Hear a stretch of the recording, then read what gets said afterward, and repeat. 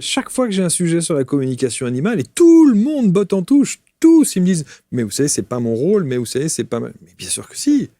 Vous avez développé cette capacité-là. Alors évidemment, quand on prend des chevaux qui sont dans un enclos, tout le monde est beau, tout le monde est gentil, ils s'aiment tous, ils se font des papouilles, des machins, les câlins, les petits chevaux, les animaux, les chiens, les chats, Bon. Par contre, dès qu'on commence à parler des animaux en captivité, là, d'un seul coup, il y a un ce que j'ai envie de vous dire, Marc, c'est que à quel moment est-ce qu'on va aller s'occuper de ce pourquoi on n'est pas invité?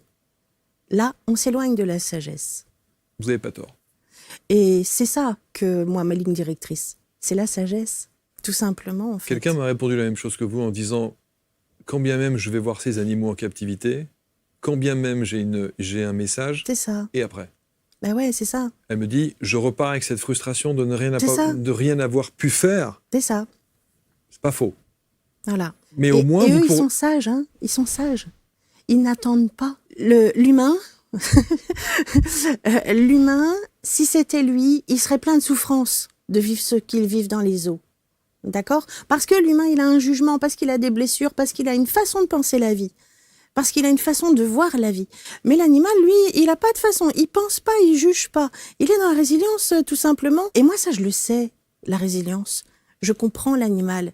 Parce que au milieu de ce qu'il a vécu, de ce qu'il vit, bah, c'est pas ça le plus important. Non, c'est qui on est là à l'intérieur. C'est ce pouvoir de continuer à être amour quoi qu'il arrive, quoi que le corps y subit, quoi que moralement on nous fait subir ou physiquement, quoi. C'est pas ça qui va nous faire être malheureux. Non, c'est rester qui on est. Et l'animal, il est comme ça. Ce qui abîme les animaux, c'est le jugement de tous les gens justement sur ces animaux-là. Parce que c'est pas de l'amour qu'on leur envoie dans ces cas-là. C'est nos peurs, c'est nos blessures. Et eux, ils portent ça. C'est comme les animaux dans la SPA. Eh ben oui, mais tous les gens qui disent « Oh, il a eu ceci, il a eu cela », mais ce sont leurs propres blessures qui projettent sur ces animaux-là. Est-ce que c'est comme ça qu'on rend un animal heureux?